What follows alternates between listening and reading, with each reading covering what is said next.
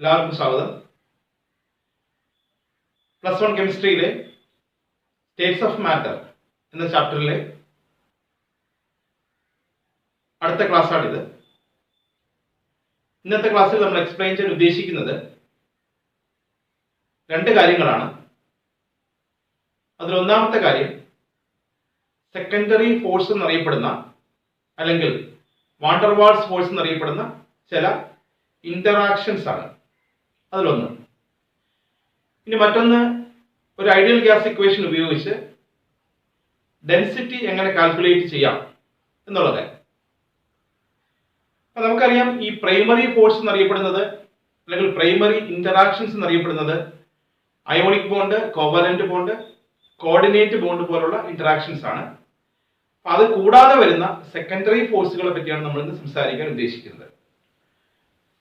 അപ്പൊ അതിൽ ആദ്യത്തെ ഒരു secondary interaction between two water molecules, രണ്ട് വാട്ടർ മോളിക്യൂൾ തമ്മിലുള്ള ഒരു ഇന്ററാക്ഷൻ, അതൊരു സെക്കൻഡറി ഫോഴ്സ് ആണ് അല്ലെങ്കിൽ വാണ്ടർവാൾസ് ഫോഴ്സ് ആണ്.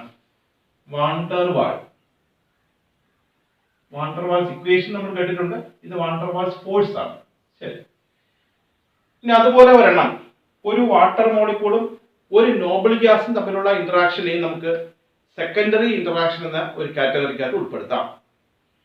അതുപോലെ തന്നെ രണ്ട് നോബിൾ ഗ്യാസുകൾ തമ്മിലുള്ള ഇന്ററാക്ഷനെ നമുക്ക് സെക്കൻഡറി ഇന്ററാക്ഷൻ എന്ന പേരിൽ അല്ലെങ്കിൽ സെക്കൻഡറി ഫോഴ്സ് എന്ന പേരിൽ ഉൾപ്പെടുത്താം. ഓക്കെ, അപ്പൊ നമ്മൾ ഇന്ന് ഡിസ്കസ് ചെയ്യാൻ ഉദ്ദേശിക്കുന്നത് സെക്കൻഡറി ഫോഴ്സുകളാണ്. അതിന് മറ്റൊരു പേര് വാണ്ടർവാൾസ് ഫോഴ്സ് എന്ന് നമുക്ക് പേര് പറയാം. അത് എക്സാമ്പിൾ ചോദിച്ചാൽ നമുക്ക് 3 എക്സാമ്പിളിലൂടെയാണ് നമ്മൾ എക്സ്പ്ലെയിൻ ചെയ്യാൻ ഉദ്ദേശിക്കുന്നത്. അതിൽ ഒന്നാമത്തത് രണ്ട് വാട്ടർ മോളിക്യൂളിന്റെ ഇടയിൽ കാണപ്പെടുന്ന ഒരു സെക്കൻഡറി ഫോഴ്സ് ആണ്. അതുപോലെ തന്നെ ഒരു വാട്ടറും ഒരു നോബിൾ ഗ്യാസിന്റെ ഇടയിൽ കാണുന്നതും സെക്കൻഡറി ഫോഴ്സ് ആണ്. അതുപോലെ തന്നെ രണ്ട് നോബിൾ ഗ്യാസുകൾക്കിടയിൽ കാണുന്നതും ഒരു സെക്കൻഡറി ഫോഴ്സ് ആണെന്ന് നമുക്ക് ഓർമ്മിക്കാം. അപ്പൊ അതിനുവേണ്ടി ആദ്യം വാട്ടറിനെ പരിശോധിക്കാം. Water H2O, HOH. ഈ വാട്ടറിന്റെ പ്രത്യേകത, വാട്ടറിൽ ഓക്സിജൻ ഹൈഡ്രജൻ ബോണ്ട് നോക്കുന്ന സമയത്ത് ഓക്സിജന് ഇലക്ട്രോ നെഗറ്റിവിറ്റി കൂടുതലാണ്. അപ്പൊ അതുകൊണ്ട് തന്നെ സ്വാഭാവികമായും ഓക്സിജന്റെ മുകളിൽ ഒരു ചെറിയ നെഗറ്റീവ് ചാർജ് വരും. ആ ചെറിയ നെഗറ്റീവിനെ നമുക്ക് ഡെൽറ്റ നെഗറ്റീവ് എന്ന് പറയാം. ഡെൽറ്റ നമുക്കറിയാം, ഇതും ഡെൽറ്റയാണ്, ഇതും ഡെൽറ്റയാണ്. നമ്മൾ സാധാരണ സ്മോൾ ഡെൽറ്റയാണ് അവിടെ ഉപയോഗിക്കുന്നത്. അതുപോലെ തന്നെ ഹൈഡ്രജൻ ഇലക്ട്രോൺ നഷ്ടപ്പെട്ടു പോകുന്നത് കൊണ്ട് തന്നെ ഹൈഡ്രജന്റെ അവിടെ അതിന്റെ മുകളിലായിട്ട് ചെറിയൊരു പോസിറ്റീവ് ചാർജ് കാണിക്കാം, ഡെൽറ്റ പോസിറ്റീവ് എന്ന് കാണിക്കാം. അതുപോലെ തന്നെയാണ് ഈ OH ബോണ്ടിന്റെ പ്രത്യേകത. ഇത് ഡെൽറ്റ നെഗറ്റീവ്, ഇത് ഡെൽറ്റ പോസിറ്റീവ് ആണെന്ന് ഓർമ്മിക്കാം.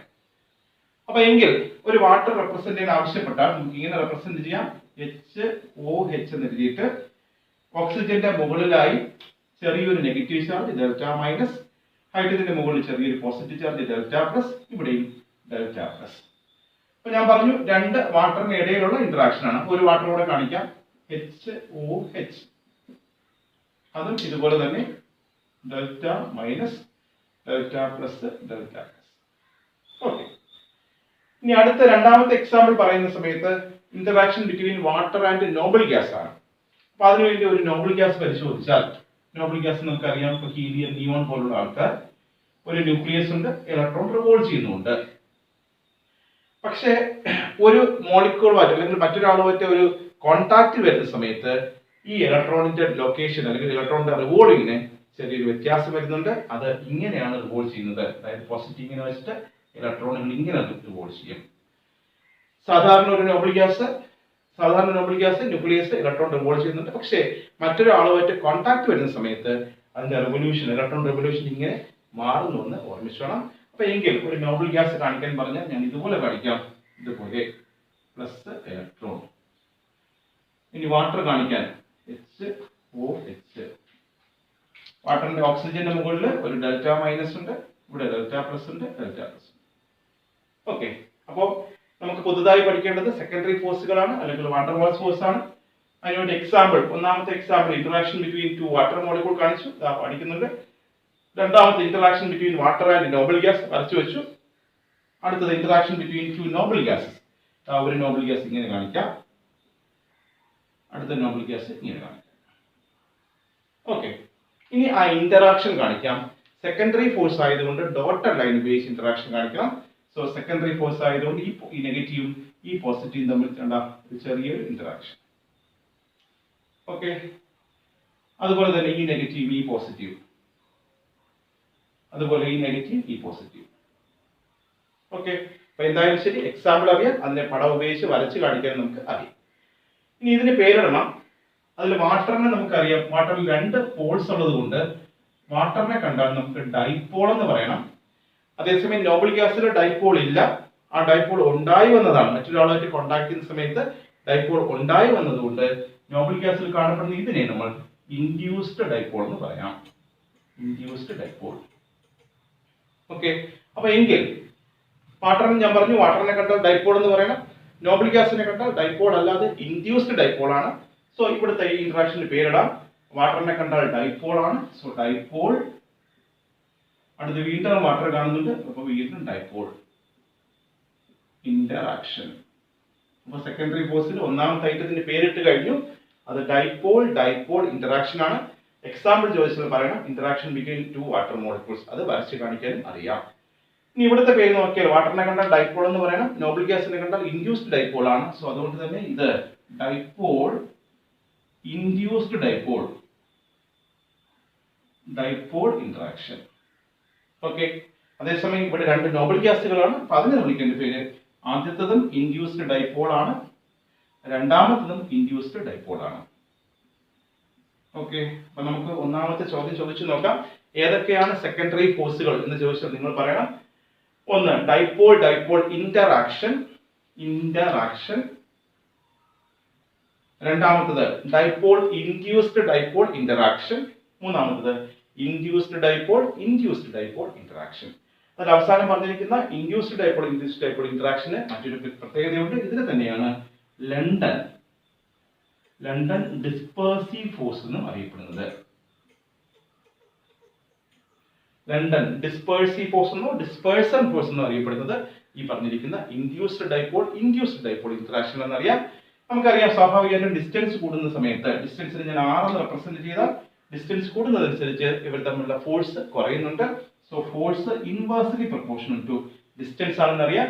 ഇനി ഒരു മാത്തമാറ്റിക്കൽ കൺസെപ്റ്റുകൾ ഉൾപ്പെടുത്തിയിട്ട് r⁶ എന്ന രീതിയിൽ നമുക്കൊരു ഫോർമുല തന്നെ എഴുതി വെക്കുകയും ചെയ്യാമെന്ന് ഓർമ്മിച്ചു വേണം. ഓക്കെ, അപ്പൊ ഞാൻ പറഞ്ഞ് ഒന്നാമത്തെ ഭാഗം പറഞ്ഞ് അവസാനിപ്പിക്കുന്നു. ഒന്നും കൂടെ നോക്കാം. നമ്മുടെ പുതിയ ഹെഡിങ് എന്താണെന്ന് ചോദിച്ചാൽ പറയാം. സെക്കൻഡറി ഫോഴ്സുകളെ പറ്റി അല്ലെങ്കിൽ വാണ്ടർവാൾസ് ഫോഴ്സുകളെ പറ്റി പറയുക.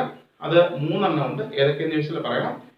ഡൈപോൾ ഡൈപോൾ ഇന്ററാക്ഷൻ, രണ്ടാമത്തത് ഡൈപോൾ ഇൻഡ്യൂസ്ഡ് ഡൈപോൾ ഇന്ററാക്ഷൻ, മൂന്നാമത്തത് induced dipole induced dipole interaction. അതിൽ ഡൈപോൾ ഡൈപോൾ ഇന്ററാക്ഷൻ എന്താണെന്ന് ചോദിച്ചാൽ പറയണം. അത് ഇന്ററാക്ഷൻ ബിറ്റ്വീൻ 2 വാട്ടർ മോളിക്യൂൾസ് ആണ്. എക്സാമ്പിൾ അറിയാം, വരച്ച് കാണിക്കുക.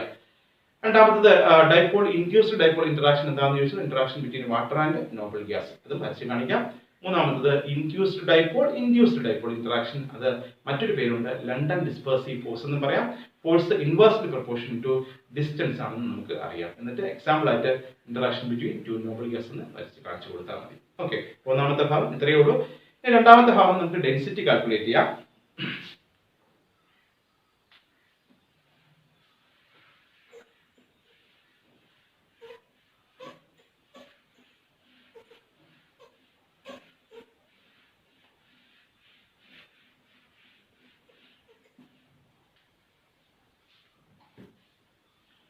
ശരി, അപ്പൊ അടുത്ത ഹെഡിങ് ഡെൻസിറ്റി ആണ്.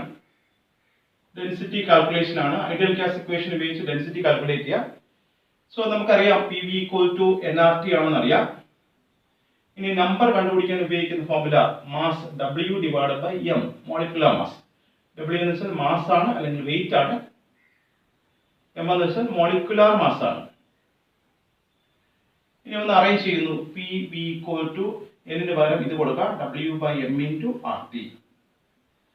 ഇനി ഒന്നുകൂടെ അറേഞ്ച് ചെയ്യുന്നു. P = W അവിടെ ഉണ്ട്, B താഴോട്ട് കൊണ്ടുപോകുന്നു, അപ്പൊ W/V × RT/m. ഇനി നമുക്കറിയാം മാസ് ബൈ വോളിയം. W/V എന്ന് വെച്ചാൽ D ആണ്, ഡെൻസിറ്റി ആണ്. അതനുസരിച്ച് P = ഡെൻസിറ്റി D × RT/m. അതിന് ഡെൻസിറ്റി D = P × m മുകളിലോട്ട് പോയി / RT. ഓക്കെ, അപ്പോൾ പ്രോബ്ലം ചെയ്യാൻ നേരത്തേക്ക് ഡെൻസിറ്റി, ഐഡിയൽ ഗ്യാസിന്റെ ഡെൻസിറ്റി ആയിട്ട് ബന്ധപ്പെട്ട പ്രോബ്ലം ഈ ഫോർമുല ഉപയോഗിച്ച് ചെയ്യുക. ഇനി മോളിക്കുലർ മാസ് കണ്ടുപിടിക്കാൻ പറഞ്ഞാൽ ഈ പറഞ്ഞിരിക്കുന്ന ഫോർമുലയിൽ നിന്ന് തന്നെ ചെയ്യാം. ഡെൻസിറ്റി നിന്നിട്ട് മോളിക്കുലർ മാസ് നമുക്ക് കണ്ടുപിടിക്കാൻ കഴിയും. ഓക്കെ, അപ്പോൾ ഇന്നത്തെ ക്ലാസ്സിൽ നമ്മൾ 2 കാര്യങ്ങളാണ് ഡിസ്കസ് ചെയ്തത്. ഒന്നാമത്തെ കാര്യം എന്ന് വെച്ചാൽ സെക്കൻഡറി ഫോഴ്സുകളെ പറ്റിയാണ്. രണ്ടാമത്തെ കാര്യം എന്ന് വെച്ചാൽ അത് പിന്നെ ഡെൻസിറ്റി കാൽക്കുലേഷനുമായി ബന്ധപ്പെട്ട ഒരു ഫോർമുല ഡെറൈവ് ചെയ്യാനും ആയി. ഓക്കെ, അപ്പോൾ ഇത്രയും കാര്യങ്ങൾ നല്ലോണം പഠിക്കാം. ബാക്കിയുള്ള കാര്യങ്ങൾ നമുക്ക് അടുത്ത ക്ലാസ്സിൽ എക്സ്പ്ലെയിൻ ചെയ്യാം.